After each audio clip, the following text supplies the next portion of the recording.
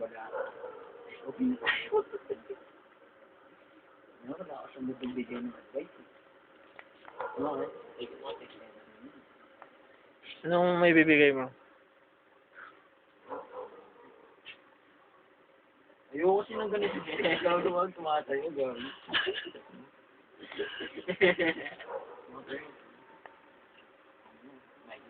Uy, ang galing ka lang, di mo kumawa ka.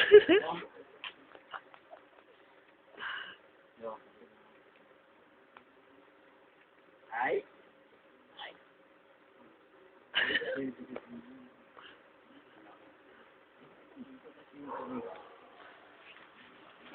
Nakakita ka po talaga.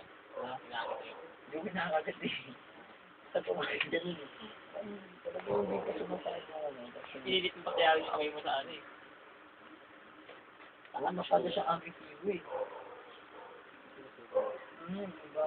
Masyado